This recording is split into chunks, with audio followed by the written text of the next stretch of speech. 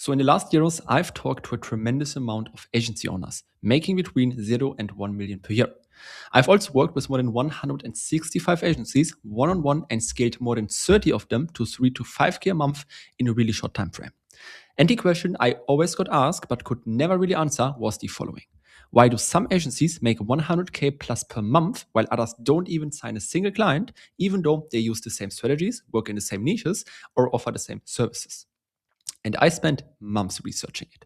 And at one point, it seemed like some of them just got lucky or simply worked harder than the others. But one day, I spoke with a group of highly successful agency owners on a Zoom call. And then I realized what we all had in common. We were winning in every area of our life, not only in business. And all of them were in shape, healthy, and had a balanced and happy life. So the difference between us and the people who struggle to sign clients wasn't necessarily the strategies or the hard work, but the recipe and thinking framework we execute on in order to succeed in everything we do, not only in business. And the funny part is that it took me so long to realize because it was normal for me to think and act in a certain way. And therefore, I truly believe that most people are not aware that this is the reason why some people make so much more money than you do. And succeeding in business and life just means pushing through roadblocks and fixing problems and bottlenecks. So, the following thinking framework and the pattern can be and must be used across all areas of life. It's the recipe for success, and in order to achieve success in one area, you need to achieve it everywhere. Because success cannot just be achieved in one thing, you need to be successful in everything you do in order to achieve success in the area you want to succeed in as well. So most people think in a similar way like this. There's a problem, how can I solve it?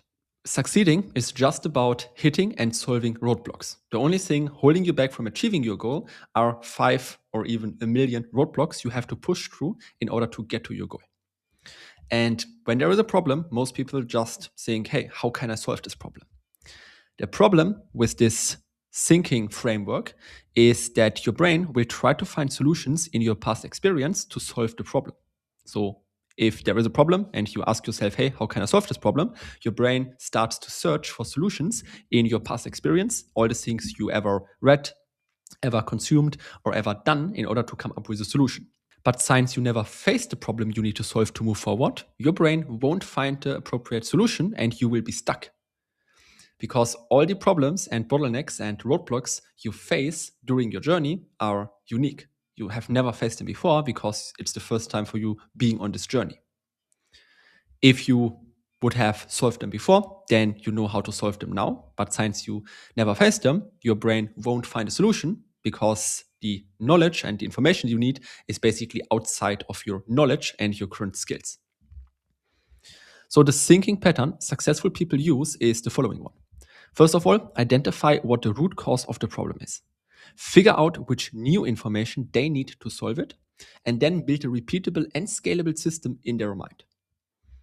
And it looks like this. So what you currently know is basically a really, really small cycle and a really, really small package and group of information and skills. So the proportion here does not make sense. What you don't know is much bigger than what you know. But every problem and every bottleneck and roadblock you face is basically in what you don't know. And you can imagine the problem and information like this. The problem is basically a door lock, and the information and the skills you need is the key, right? And if you look at a key, it's basically a unique combination of different spikes and forms. So in order to come up with a solution, you need to have a unique combination of skills, information, and knowledge, which you currently don't have. And you won't find the solution to the problem in what you know, because you never faced the problem. So there is no solution in what you know, what you consumed, what you have around you. So in order to solve the problem, you need to tap into the space of what you don't know and get new information, learn new skills, and get more knowledge. So the problem can only be solved with information you currently don't have. And the problem with that is that you always will be stuck with the same information, since the algorithm of YouTube or even live will always push to you what you already know. And this sentence here is basically the reason why so many people never move forward. Because even if you actively look for knowledge and skills which you don't know just yet, you won't find them. because the algorithm of YouTube or Live or whatever you do is programmed in a way that it will always show you more of what you already consumed. So we can take YouTube as an example because this is a really easy example, but it's also true for Live and everything you do. So if you, for example, watch a lot of drummer videos on YouTube, it will only push drummer videos to you. At one point, everything you search and everything you look at will be drummer videos because YouTube understands that what you're looking for and what you're interested in are drummer videos. So it won't show you any other videos. So it won't show you piano videos or any other instruments. It will just show you drummer videos. And this is also true for Live. Everything you do, everything you say, the way you act and the way you think will always get you the same results and the same information and impulses from outside. So no matter how hard you try, you will always get the same information and the same knowledge, and you will always attract the same people because it's the algorithm, and the algorithm pushes to you what you already have and what you're basically like interested in. So if you keep doing what you're currently doing, you will never ever find new information or a new recipe to solve the problem because the algorithm will keep you stuck in this circle, right? You won't get out of this cycle. So in order to get access to the information, the skills, and the knowledge, you need to solve the problem and make 100K per month, for example. You need to think and behave differently. So you need to recognize how you show up, which decisions you actively make, and how you go through life and just change your behavior.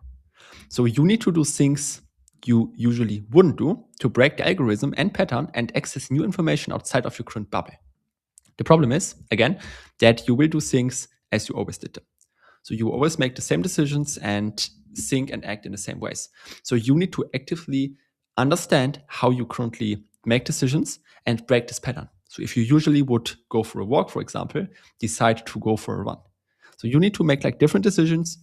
So to break like the algorithm and to break the pattern to move forward. It's the same on YouTube, right? If you always make the same decisions, if you always click on the video which shows up, or if you type in the same keywords, you will always get the same results. So you need to actively break the pattern to break the algorithm. Hope this makes sense so far.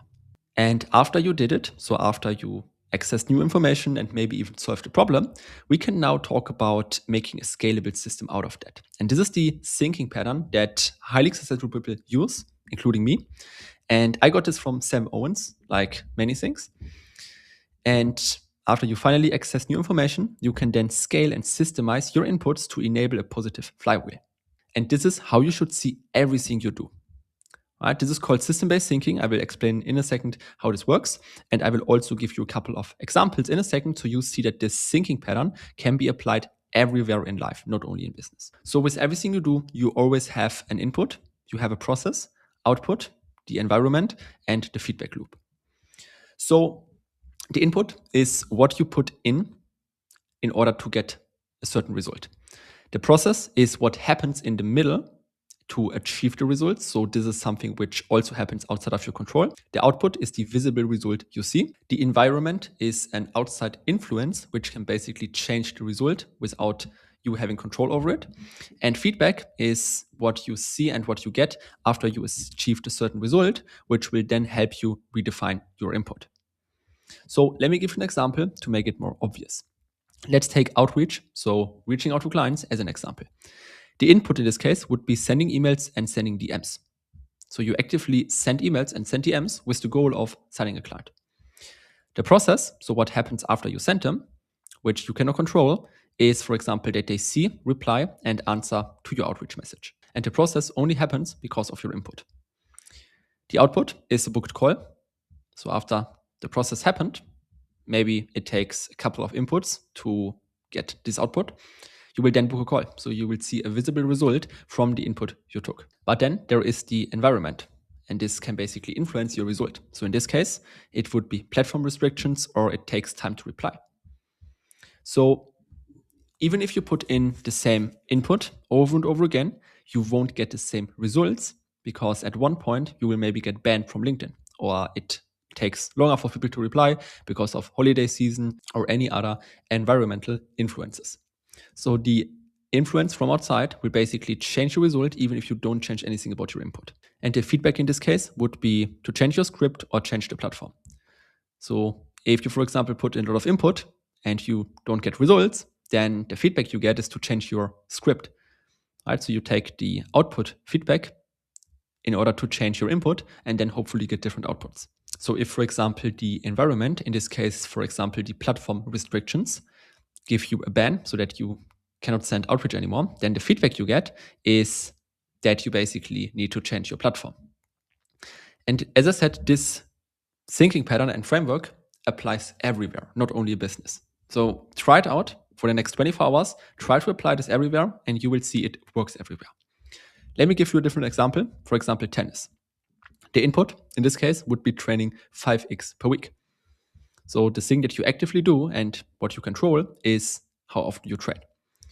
The process will be better movement and learning advanced skills. So through your training, you will get better at playing, you will learn advanced skills, and you will just become a better tennis player. The output, so the visible result you will see, is that you play in a higher league or you win more games. Right? The output is only possible because of the input plus the process. But again, we also have the environmental influence. In this case, it could be, for example, tennis court. So we have a really, really good or bad court we play on, how you feel, or the opponent tactics. So the influence from the outside can be good or positive. It could be, for example, playing on a really, really good tennis court, and it can even help you to get better results. But it can also mean that you play against an opponent who has really, really good tactics or unique tactics, which you haven't prepared for. So even if you train the same amount of time, you have the same process, you can still get a different output because of the influence from the outside. Right? These are things you cannot control and things people are not aware of. For example, that your opponent just has tactics you have never seen before and you're not prepared to handle them. And the feedback in this case could be learn new tactics to play better against certain opponents. So if you see that your output is not like you expected because of the environment, because of your opponent, you get the feedback of training more against certain tactics. And then you change your input.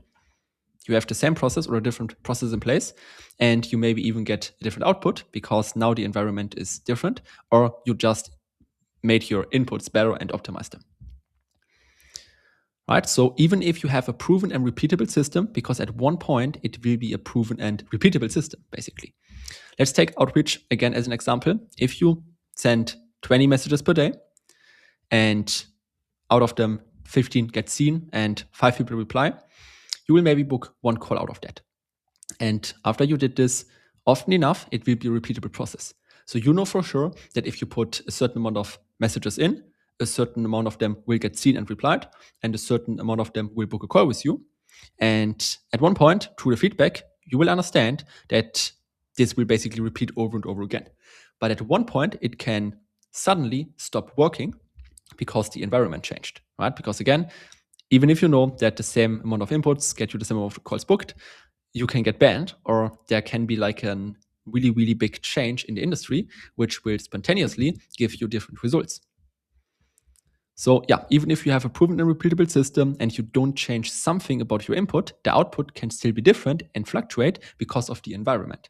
And the environment is something you cannot control. So these are like the normal fluctuations you will always see. Therefore, the feedback you get from each problem is so important for moving forward.